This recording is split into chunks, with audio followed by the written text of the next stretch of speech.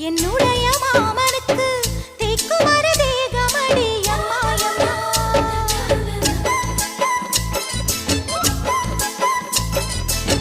மாமன் பெற்ற பெண்ணுனக்கு மையெழுதும் கண் எதுக்கு என்னை வந்து கொல்லுதடி அம்மாயம்மா.